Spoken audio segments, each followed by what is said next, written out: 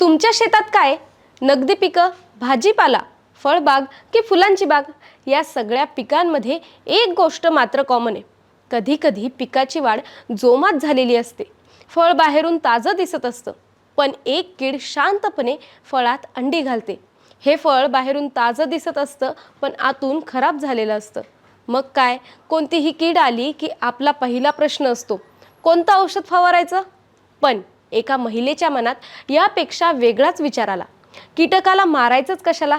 त्याला न मारताही उत्पादन वाचवता येईल का? कीटक पिकांकडे येतोच कसा, हेच जर आपण समजून घेतलं तर? याच प्रश्नानं संशोधनाला नवीन दिशा मिळाली. प्रश्नाचं उत्तर शोधण्यासाठी या महिलेनं 14 वर्ष घालवली, पण असा उपाय शोधला ज्यामुळं कीटकही मरत नाही आणि शेतकऱ्याचं उत्पादनही वाचवलं जातं. या आहेत डॉक्टर पडगाला दामोदरम कमला जयंती, म्हणजेच डॉक्टर PD कमला जयंती. पण कोण आहेत या कमला जयंती? त्यांनी असं काय संशोधन केलं आणि मुळात या संशोधनामागं त्यांचा विचार काय होता? त्यांचं काम फक्त शेतकऱ्यांपर्यंत नाही, तर पर्यावरणाच्या दृष्टीनेही फायद्याचं होतं. कसं? तेच पाहूयात आजच्या कर्तृत्ववानतीच्या 12व्या भागातून.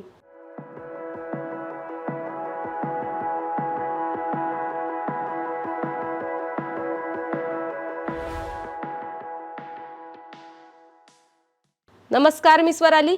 ॲग्रोवनमध्ये आपल्या सर्वांचं स्वागत. 16 जुलै 1968 आंध्र प्रदेशातील अनंतपूर जिल्ह्यातील गुट्टी या छोट्याशा गावात त्यांचा जन्म झाला. या काळात शेती हा बहुतेक कुटुंबांचा मुख्य व्यवसाय होता. पाऊस, दुष्काळ, किडी आणि रोग यांच्याशी झुंज देत शेतकरी शेती करत होता. पिकावर कीड आली की त्यावर उपाय फारसे उपलब्ध नव्हते. या समस्या पाहत कमला मोठ्या झाल्या. लहानपणापासूनच त्यांना निसर्गाची आणि जीवसृष्टीची आवड होती. झाडांवर येणारे कीटक, त्यांचं वागणं, वेगवेगळे रंग, त्यांचं जीवनचक्र, या सगळ्यांबद्दल त्यांना कुतूहल वाटायचं. अनेकांना कीटक म्हणजे त्रासदायक जीव वाटतात, पण कमला जयंती यांना त्यामागचं विज्ञान समजून घ्यायचं होतं. हेच कुतूहल पुढे त्यांना कृषी शिक्षणाकडे घेऊन आलं. त्यांनी आचार्य NG रंगा कृषी विद्यापीठातून कृषी पदवी पूर्ण केली. त्यानंतर पदव्युत्तर शिक्षण आणि पुढे PhD त्याच विद्यापीठातून पूर्ण केली.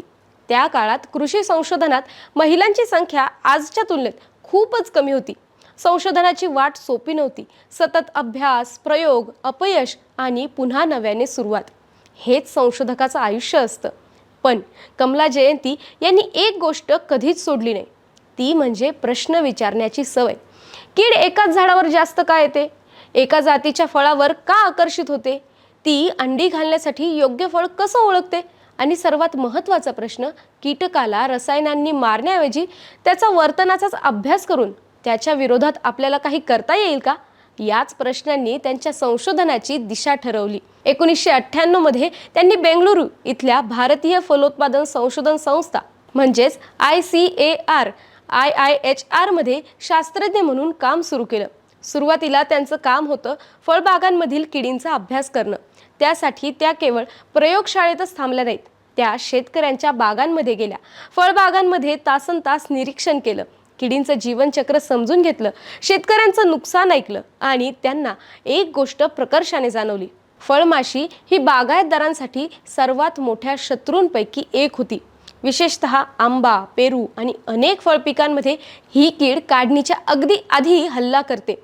वर्षभर जपलेली फळं काही दिवसातच खराब होतात आणि किडकी फळं कोणी विकत घेत नाही आणि त्याची निर्यातही होत नाही.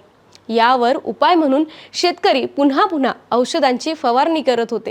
पण कमला जयंती यांच्या मनात वेगळाच विचार सुरू होता. कीटक औषधामुळे मरतो, पण त्याआधी तो फळांपर्यंत पोहोचतोच कसा? या प्रश्नाचं उत्तर शोधताना त्यांनी अनेक वर्ष फळमाशीच्या प्रत्येक हालचालीचा अभ्यास केला. ती कधी बाहेर पडते, कुठल्या फळाकडे आधी जाते, फळाचा वास तिला कसा कळतो, अंडी घालण्यासाठी ती नेमकी फळ कसं निवडते, या प्रश्नांची उत्तरं शोधता शोधता त्या एका मोठ्या शोधापर्यंत पोहोचल्या. आंबा पिकायला लागतो तेव्हा त्यातून काही सुगंधी रसायनं बाहेर पडतात. आपल्याला त्यांचा फारसा अंदाज येत नाही, पण मादी फळमाशीला मात्र त्याचा सुगंध लांबूनही ओळखता येतो. विशेषतः गॅमा ऑक्टालॅक्टॉन हे नैसर्गिक संयुग मादी फळमाशीला अंडी घालण्यासाठी आकर्षित करतं. म्हणजेच फळमाशी फळ पाहून येत नाही, ती आधी फळाचा सुगंध ओळखते आणि मग त्या फळात अंडी घालते. हीच माहिती पुढं एका मोठ्या संशोधनाचा पाया ठरली. डॉक्टर जयंती यांच्या मनात एक नवा विचार आला. हा जर सुगंध कृत्रिम पद्धतीने तयार करता आला तर फळमाशीला झाडावर न नेता सापळ्याकडे आणता येईल का? यावर संशोधन सुरू झालं. 1-2 महिने नाही, 1-2 वर्षे नाही, तब्बल 14 वर्ष. असंही म्हणतात की विज्ञानात यश एका दिवसात मिळत नाही. हजारो छोट्या छोट्या प्रयत्नांनंतर एक दिवस तो क्षण येतो. डॉक्टर कमला जयंती यांच्या आयुष्यातही तो क्षण आला. अगदी तसाच, जेव्हा एडिसनने बल्ब बनवण्यासाठी 99 वेळा प्रयत्न केले, पण 100व्या प्रयत्नात तो यशस्वी झाला. त्यांनी 2010 मध्ये अर्का डॉर्सिल्युअर एफ हे तंत्रज्ञान विकसित केलं. काय आहे हे तंत्रज्ञान? तर हा एक साधा कागदी सापळा आहे. या सापळ्यामध्ये मादी फळमाशीला आकर्षित करणारे नैसर्गिक संकेत द्रव्य वापरले जातात. मादी फळमाशीला वाटतं इथंच अंडी घालण्यासाठी योग्य जागा आहे. ती या सापळ्यावर अंडी घालते आणि त्यामुळं ती फळांपर्यंत पोहोचतच नाही. याचा सर्वात मोठा फायदा म्हणजे पुढची पिढी जन्माला येण्याआधीच थांबते. डॉक्टर कमला जयंती यांनी एका मुलाखतीत सांगितलं होतं, सैद्धांतिकदृष्ट्या एकच सापळा जवळपास 1200 फळमाशींची पिढी रोखू शकतो. सलग काही पिढ्या अशा प्रकारे थांबवल्या तर फळमाशीची ही संख्या मोठ्या प्रमाणात कमी करता येते. यामुळे शेतकऱ्यांना वारंवार फवारण्या करण्याची गरज पडत नाही. उत्पादन खर्च कमी होतो, फळांवरील कीटकनाशकांचे अवशेष कमी राहतात आणि निर्यातीसाठी चांगल्या प्रतीची फळं तयार होतात. पण डॉक्टर कमला यांचं संशोधन इथंच थांबलं नाही. त्यांनी आणखी एक महत्त्वाचा प्रश्न विचारला. कीड कधी वाढणार हे आधीच सांगता आलं तर? शेतकरी बहुतेक वेळा कीड दिसल्यानंतर फवारणी करता, पण त्यावेळी नुकसान सुरू झालेलं असतं. मग त्यांनी हवामान, तापमान, आर्द्रता, पावसाचं प्रमाण आणि पिकाची अवस्था यांचा अभ्यास सुरू केला. या माहितीच्या आधारे त्यांनी फळमाशीचा प्रादुर्भाव कधी वाढेल याचा अंदाज देणारे मॉडेल्स विकसित केले. म्हणजेच आता शेतकरी अंदाज घेऊन योग्य वेळी उपाय करू शकतो. यामुळं अनावश्यक फवारण्या टाळता येतात, वेळ वाचतो, पैसे वाचतात आणि पर्यावरणाचंही संरक्षण होतं. याच संशोधनामुळं एकात्मिक कीड व्यवस्थापन म्हणजेच IPM या संकल्पनेला नवी ताकद मिळाली. त्यांच्या मते प्रत्येक वेळी कीटक मारणं हा उपाय नाही. त्याचं वर्तन समजून घेतलं तर कमी खर्चात आणि निसर्गाला धक्का न लावता त्याच्यावर नियंत्रण मिळवता येतं. आणि ही विचारसरणी डॉक्टर कमला जयंती यांना इतर शास्त्रज्ञांपेक्षा वेगळं स्थान मिळवून देते. अर्का डॉर्सिल्युअर एफ विकसित झाल्यानंतर डॉक्टर कमला जयंती यांचं नाव देशभरात पोहोचलं. पण त्यांच्यासाठी हा शेवट नव्हता, उलट ही एका नवीन प्रवासाची सुरुवात होती. कारण त्यांनी एक गोष्ट ओळखली होती, प्रत्येक कीटक वेगळा असतो, त्याची सवय वेगळी असते, त्याचं अन्न वेगळं असतं आणि त्याचा स्वभावही वेगळा असतो. मग प्रत्येक किडीसाठी एकच उपाय कसा असेल? याच विचारातून त्यांनी फळमाशी पलीकडे इतर अनेक किडींचाही अभ्यास सुरू केला. मिलीबग म्हणजेच पिठ्या ढेकून, भोपळावर्गीय पिकांवरील माशी, आंब्यावर येणाऱ्या किडी, भाजीपाला पिकांवरच्या रसशोषक किडी. प्रत्येक वेळी त्यांनी तोच प्रश्न विचारला, ही कीड नेमकी असं का करते?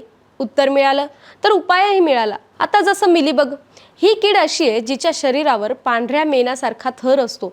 हा थर इतका मजबूत असतो की अनेक वेळा फवारण्या करूनही औषध थेट किडीपर्यंत पोहोचतच नाही. मग डॉक्टर कमला यांनी कीड मारण्याचं औषध बनवलं नाही, त्यांनी आधी त्या मेणाच्या कवचावरच उपाय शोधला. संशोधनातून त्यांनी असं विशेष संयुग विकसित केलं जे पिठ्या ढेकण्याच्या मेणाचा थर विरघळवू शकतं. हा थर इतका महत्त्वाचा होता की त्याला पेटंटही मिळालं. यामुळं पुढं कीड नियंत्रण अधिक प्रभावीपणे होण्याचा मार्ग मोकळा झाला. पण त्यांच्या संशोधनाचा विषय फक्त किडी नव्हत्या, त्यांना कीटकांचं संपूर्ण जग समजून घ्यायचं होतं. एखादा कीटक एका झाडावर का जातो, दुसऱ्या झाडाकडे का फिरकत नाही? एखादी जात कीड कमी सहन करते तर दुसरी जास्त, असं का?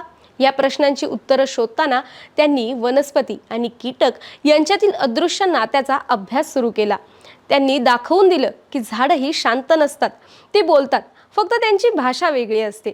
जेव्हा एखाद्या झाडावर कीड हल्ला करते तेव्हा झाड काही रसायनं बाहेर सोडतं. ही रसायनं कधी किडींना आकर्षित करतात तर कधी त्यांना दूर ठेवतात, तर कधी त्या किडींच्या नैसर्गिक शत्रूंनाच मदतीसाठी बोलवतात. आपल्याला हा संवाद दिसत नाही, पण निसर्गात तो सतत सुरू असतो. डॉक्टर कमला यांनी आयुष्यभर या अदृश्य भाषेचाच अभ्यास केला. म्हणूनच त्यांना इन्सेक्ट केमिकल इकॉलॉजी या क्षेत्रातल्या भारतातल्या आघाडीच्या शास्त्रज्ञ मानलं जातं. त्यांच्यासाठी प्रयोगशाळा म्हणजे 4 भिंतींची खोली नव्हती. त्यांच्यासाठी प्रत्येक फळबाग ही प्रयोगशाळा होती. प्रत्येक शेतकरी हा संशोधनाचा भागीदार होता आणि प्रत्येक कीड हा एक नवा प्रश्न होता. याच काळात त्यांनी हवामान बदलाचा किडींवर होणारा परिणामही अभ्यासला. कारण हवामान बदललं की किडींचंही वर्तन बदलतं. काही किडी नव्या भागात पोहोचतात, त्यांचा प्रादुर्भाव वाढतो. म्हणून भविष्यात कोणत्या भागात कोणती कीड वाढू शकते यावरही त्यांनी संशोधन केलं.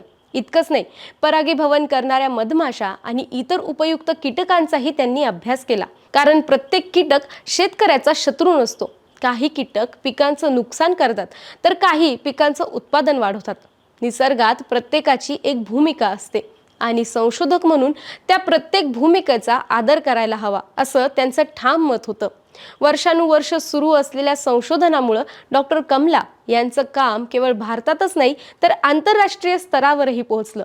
अमेरिकेतलं कॅन्सस स्टेट विद्यापीठ, पेनसिल्व्हिया स्टेट विद्यापीठ आणि ब्रिटनमधलं रॉथम स्टेट रिसर्च इन्स्टिट्यूट या नामांकित संस्थांमध्ये त्यांनी संशोधन केलं. जगभरातील शास्त्रज्ञांसोबत काम केलं. या प्रवासातून त्यांना जगभरात होत असलेल्या संशोधनाची ओळख झाली. नवीन तंत्रज्ञान समजलं, नवीन विचार समजले. पण त्यांच्या संशोधनाचा केंद्रबिंदू मात्र कधी बदलला नाही. तो म्हणजे भारतीय शेतकरी.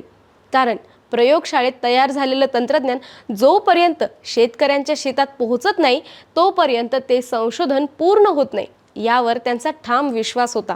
म्हणूनच त्या पुन्हा भारतात आल्या, पुन्हा शेतात गेल्या, पुन्हा प्रयोगशाळेत उभा राहिल्या. पुन्हा नव्या प्रश्नांचा अभ्यास सुरू झाला.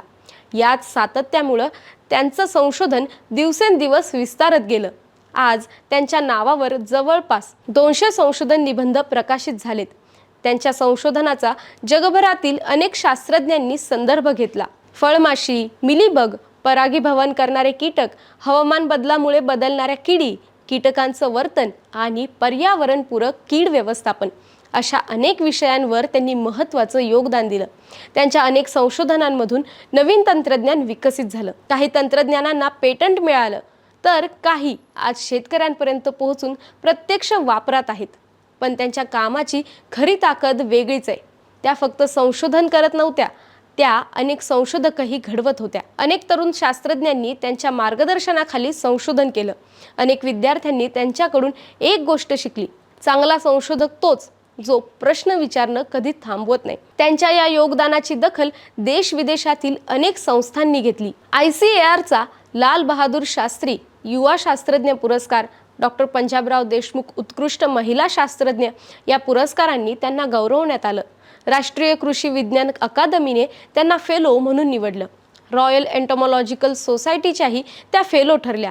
रॉयल एंटोमॉलॉजिकल सोसायटी ही कीटकांच्या अभ्यासासाठी काम करणारी एक अत्यंत जुनी आणि प्रसिद्ध जागतिक पातळीवरची संस्था आहे.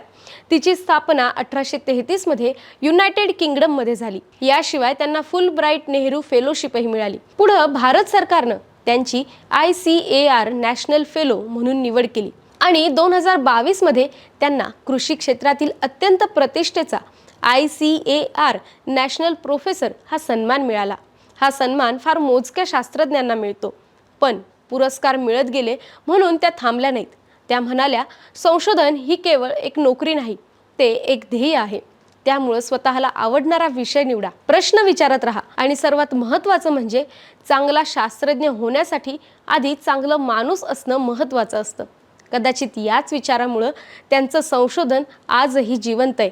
आज भारतातील हजारो फळबागांमध्ये पर्यावरणपूरक कीड व्यवस्थापनाची चर्चा होते. फळमाशीसाठी सापळे वापरले जातात. फवारणी कमी करण्यावर भर दिला जातो. कीटकांचं वर्तन समजून घेण्याचा प्रयत्न केला जातो. या प्रत्येक गोष्टीत कुठं ना कुठं डॉक्टर कमला जयंती यांच्या संशोधनाचा वाटा आहे. त्या फक्त नवीन तंत्रज्ञान देऊन थांबल्या नाहीत, त्यांनी शेतकऱ्यांना विचार करण्याची नवी दिशा दिली. कीटक दिसला की लगेच औषध फवारायचं या विचारातून बाहेर पडून कीटकाला आधी समजून घ्यायचं हा विचार त्यांनी रुजवला आणि कदाचित हाच त्यांच्या आयुष्यातला सर्वात मोठा शोध आहे. आजही एखादा शेतकरी कमी फवारणीत चांगलं उत्पादन घेत असेल, एखाद्या फळबागेत फळमाशीचा प्रादुर्भाव कमी झाला असेल किंवा एखादा तरुण संशोधक निसर्गाकडून उत्तरं शोधत असेल तर त्या प्रत्येक यशामध्ये डॉक्टर पी.डी. कमला जयंती यांच्या आयुष्यभराच्या संशोधनाचा एक छोटासा वाटा नक्कीच आहे. म्हणूनच त्यांचं कर्तृत्व केवळ प्रयोगशाळेपुरतं मर्यादित नव्हतं, ते भारतातल्या हजारो शेतकऱ्यांच्या शेतात आजही जिवंत आहे. Doctor PD. कमला जयंती यांचा जीवन प्रवास तुम्हाला कसा वाटला आणि आमची ही कर्तृत्ववान महिलांची सिरीज तुम्हाला कशी वाटते हे कमेंटमध्ये नक्की सांगा. आणि पुढचा एपिसोड आठवणीने पाहण्यासाठी ॲग्रोवनला फॉलो आणि सबस्क्राईब करायला विसरू नका.